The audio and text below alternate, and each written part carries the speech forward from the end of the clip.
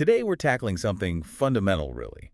Language. I mean, we all learn it, right? It seems like we just soak it up. Right. But is it really just learning? Or could there be something deeper, maybe something we're born with? Exactly. That's the core question, and we're digging into it today mainly through Steven Pinker's book, The Language Instinct. Ah, Beaker. Yeah, and our mission, if you like, is to explore the evidence, and it's pretty compelling evidence that suggests language isn't just a skill we learn like riding a bike, but it's actually this innate human capacity, an instinct. An instinct, like seeing or walking. Kind of, yeah. Think about it. You don't consciously decide how your visual system should work. It just develops. The argument here, drawing a lot from Noam Chomsky initially, is that language might be similar, like a biological organ, almost. Okay, that's a big idea. Because the common thinking is often the other way around, right? That language shapes how we think, linguistic determinism and all that. Right, the Sapir-Whorf idea. But this language instinct perspective argues that language is more like this incredibly well-engineered biological system. So, yeah, we're going to explore why that view is so persuasive. Okay, let's get into it. Where do we start? Well, a good starting point is looking at communication systems that don't have all the bells and whistles of a full language. Think about pigeons. Pigeons, right, like Yeah. simplified languages that pop up. Exactly. They often emerge when people who speak different languages need to communicate, maybe for trade or work. Pinker describes examples like elderly immigrants, say Japanese and Filipino folks, trying to talk using a pigeon. And it's limited. Very limited. You see a real lack of consistent grammar. Word order might be all over the place. No reliable endings on words to show tense or plurals, that kind of thing. Expressing complex thoughts becomes, well, really difficult. You end up guessing a lot. Like trying to build a car with just a wrench and some bolts. Good analogy. But then something really fascinating happens when children grow up exposed mainly to a pigeon. They create a creole. Linguist Derek Bickerton had this key insight. Kids don't just learn the pigeon, they spontaneously complexify it. They add grammatical structure that wasn't there in the input. They add it themselves without being taught. That's the crucial part. Even creoles that develop from different pigeons often share fundamental grammatical features. Bickerton argued this points to like an innate grammatical blueprint in the human mind. We automatically inject complexity. Wow. So the input is basic, but the output becomes rich. Exactly. And you even see hints of this in the mistakes kids make when they're learning any language, even established ones. Like what? Well, Pinker points out things like a child saying why he's leaving instead of the standard why is he leaving, or maybe nobody don't likes me. Double negatives, yeah. Teachers hate those. Right. But what's fascinating is that those kinds of structures are actually perfectly grammatical in many Creole languages. It's almost like this underlying default grammar system is surfing, even if it clashes with the specific rules of, say, standard English. So it's not just random errors. It's like they're following a different, maybe deeper set of rules. That's the interpretation, yeah. It suggests our brains aren't blank slates when it comes to language structure. Okay, that makes sense. And wasn't there a really striking case with sign language in Nicaragua? Ah, yes. Nicaraguan Sign Language, or ISN. That's a powerful case study. Basically, in the 80s, deaf children were brought together in schools for the first time. They didn't have a shared developed sign language. So what did they do? They created one. Collectively, spontaneously. They started with simple gestures, pigeon-like signing, but the younger children especially rapidly developed it into a fully complex language with its own grammar, all without an existing model to copy. That's incredible. A language born practically out of nothing. It really highlights the mind's inherent capacity to structure communication grammatically. It's like a natural experiment showing that grammar isn't just learned by imitation, it can be generated. And does this contrast with adults trying to learn sign language later? It does, significantly. Deaf adults who learn sign language later in life, say as teenagers or adults, often find it much harder. They might struggle with the grammar in ways native child signers don't, sometimes speaking with a noticeable accent. Like learning a foreign language. Exactly. It suggests there's a critical period, probably in childhood, where our brains are just primed for effortless language acquisition, especially the grammatical foundations. Okay, so the evidence is mounting for this innate capacity. But what about thought itself? If language isn't just learned, how does it relate to our actual thoughts? Does thought depend on language? That's the next big piece of the puzzle, and it leads to this idea of mentalese. Mentalese. Yeah, Pinker's term for a language of thought. Think about times when you have a thought, It feels clear, but you just can't find the right words. Oh, definitely. All the time. Or trying to explain something complex. Or translating between languages. Sometimes there's just no perfect word-for-word equivalent, right? The concepts don't quite line up. These experiences suggest that our thinking isn't happening in English or French or whatever our spoken language is. There seems to be a deeper level, a conceptual level. That's mentalese. So like an internal code, concepts and relationships. Exactly. It's abstract. Think about symbols. A red octagon means stop. A smiley face means happy. They convey meaning without being words in a spoken language. Mentalese is like that, an internal system of concepts and how they relate. And knowing a language, like English, is about translating between that internal mentalese and the actual strings of sounds or words. Precisely. You're mapping the concepts in mentalese onto the words and structures of your language, and vice versa when you understand someone else. Huh. So does that mean babies, before they speak? They likely have some form of mentalese, yeah. Probably simpler, focusing on basic concepts like objects, actions, maybe agents. They need some kind of conceptual framework already in place to even begin mapping words onto meanings.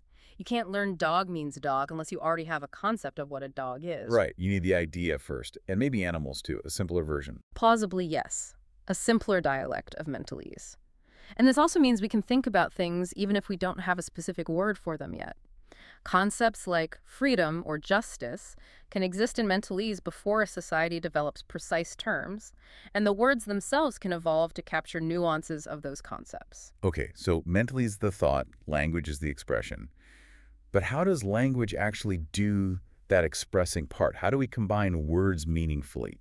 It's clearly not random. No, definitely not. And this is where the power of grammar comes in.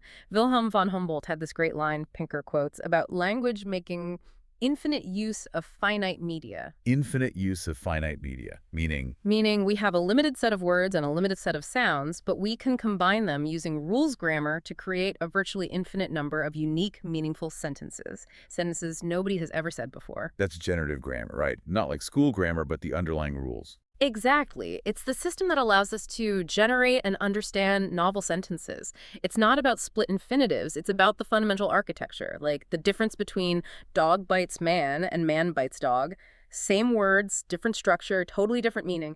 That's grammar at work. And language is a special kind of system for doing this. Yes, it's what's called a discrete combinatorial system. You take discrete units, words, and combine them in structured ways. It's not like mixing paint where everything blends together. It's more like DNA, using a few bases combined in sequences to encode vast complexity. Okay. And this grammar thing feels automatic. Like I know colorless green ideas sleep furiously is grammatically okay, even though it's nonsense. But sleep ideas green colorless furiously is just wrong. Exactly. Your internal grammar checker flags the second one, even if the first one doesn't make real-world sense. Grammar operates somewhat independently of meaning or general cognition. Pinker uses examples like joke generators or those social science jargon generators. Oh yeah, those are funny. They can string plausible-sounding words together, but they lack the deep structure of real language. They often fail at things like putting clauses inside other clauses, or handling long-distance dependencies. Long-distance dependencies. Like in "the man who the woman loves is tall," your brain has to connect man with "is tall" across the intervening clause, or if-then statements, or either-or. Simple word-chaining models, called finite state models, just can't handle that complexity. So sentences aren't just chains, they're more like trees with branches. That's the key insight from Chomsky and others. Sentences have a hierarchical phrase structure. Words group into phrases, like noun phrases, verb phrases, and those phrases group into larger phrases, forming a tree-like structure. Our brain unconsciously builds these trees as we process language. Okay, this is getting complex, but it really drives home that language isn't just a list of words we learn. There's this incredibly sophisticated engine running underneath. Absolutely. And we haven't even talked much about the words themselves yet, our mental dictionary or lexicon. Right, it's not just definitions, is it? Not at all. Your mental entry for a word like, say, kick, doesn't just contain the meaning. It includes crucial grammatical information. It's a verb. It usually needs a subject, who's kicking, and often an object, what's being kicked. It tells you how the word fits into the grammatical structures. So parts of speech aren't just labels, they're like instructions for use. Precisely. They're like different types of pieces in chess. They have different rules for how they can move and combine. Pinker uses the fun example of how a word like fungi can be cleverly used as a noun, verb, adjective, even an adverb, playing with these grammatical slots. Huh. And are these structures, these phrases, similar across languages? There seem to be underlying blueprints. Chomsky's X-bar theory, for instance, proposes a general template for how phrases are structured, like having a central head word, a noun in a noun phrase, a verb in a verb phrase, and slots for modifiers. Even languages with very different word orders, like English, subject, verb, object, and Japanese, subject, object, verb, seem to follow similar underlying principles for building phrases. So a universal architecture, maybe? That's the idea. Verbs and prepositions especially dictate what kind of phrases need to be in the sentence to make it grammatical. This is very different from the looser structures you see in pigeons or, say, the signing attempts of chimpanzees. Right. And what about irregular words like go becomes went, not good, or mouse becomes mice, not mouses? Ah, the irregulars, they're fascinating. Children famously overgeneralize the regular rules. They say holded or bringed or foots. Yeah, my nephew does that. It's classic. And it's strong evidence they're not just imitating. They've implicitly learned the rule, as sheet for past tense, and they apply it everywhere, even where it's wrong. So how do they learn the exceptions? Through exposure, basically. The irregular forms, went, mice, are likely stored individually in the mental lexicon, like separate words. As kids hear them enough, they gradually suppress the over-regularized forms like goad. It's a competition between the rule and the stored exception. And there was an experiment about this, right? With mice eater. Yes. Showing that even young children seem to understand the difference between a root word, mouse, and an inflected form, mice. They'd say mice eater's okay, but rats eater sounds weird. It should be rat eater. It suggests they distinguish between words formed by rules and words simply stored. That's subtle. And just the sheer number of words we know is staggering. It really is. Tens of thousands for an average adult. And we have different labels for things at different levels, like cottontail, rabbit, mammal, animal. This layering helps efficient thought and communication. And we assume new words have new meanings. Right. That helps kids learn. Exactly. True synonyms are rare. If a child already knows the word dog and hears someone point to a dog and say gavagai, they'll likely assume gavagai refers to something specific about the dog, its breed, its name, maybe an action it's doing, rather than assuming it's just another word for dog. This helps narrow down the possibilities when learning new words, solving the gavagai problem. Okay, so the lexicon is complex, grammar is complex. What about just hearing the words? Speech perception. That's another marvel. Speech is incredibly fast. We transmit information way faster than, say, typing or Morse code. Yeah. You don't even think about it usually. And we decode it effortlessly despite huge variations between speakers, different voices, accents, speeds, and often in noisy environments. Think about how much better we are at this than even the best current speech recognition software. Our brains are doing something remarkable. How do we do it? Well, it's partly about actively interpreting the sound signal. There's this cool phenomenon called sine wave speech. Scientists replace parts of the speech signal with pure tones. Initially, it just sounds like weird whistles. Okay. But if you tell the listener it's supposed to be speech, or let them hear the original sentence first, suddenly those whistles snap into perception as words. Your brain imposes linguistic structure onto the ambiguous sound. Wow. So expectation plays a role. It does, but it's not all top-down expectation. The acoustic signal itself is crucial. There's also evidence for non-arbitrary links, like the bubakiki effect. People tend to associate round shapes with the sound booba and spiky shapes with kiki. Weird.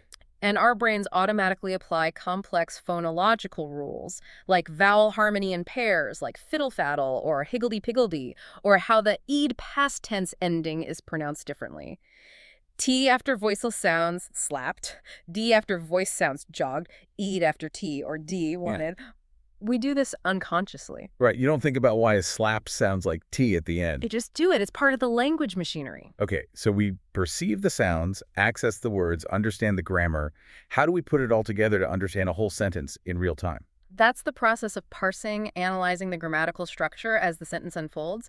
And our mental parser is incredibly fast and efficient, but it can be tripped up. How so? Linguists love garden path sentences like, the horse raced past the barn fell. Wait, the horse raced past the barn fell. That's weird. Exactly. Your brain initially parses, the horse raced past the barn as the main clause. Then the word fell comes along and doesn't fit. You have to backtrack and reanalyze. The horse that was raced past the barn fell. The horse is the subject of fell. Ah, okay. So your first guess was wrong. Right. Our parser usually makes the simplest assumption first. Minimal attachment, it's called. Sometimes that leads us down the garden path and we have to revise. It shows the active process involved. We also handle ambiguity constantly. Visiting relatives can be boring. Is it boring to visit them, or are the relatives who visit boring? Context usually tells you. Usually, yeah. And we have to handle those long-distance dependencies we mentioned earlier in real time, like who did the boy accuse of stealing the cookies? Your brain has to hold who in memory and connect it to the empty slot, the gap, after accuse. It's like juggling information. It's amazing we do this constantly without thinking about it. So bringing it all together, this complexity, the Creole evidence, the acquisition patterns, Yeah. it really points towards innateness, doesn't it? It builds a very strong case. Pinker notes how even Darwin observed parallels between the evolution of languages and the evolution of species' gradual change, branching lineages.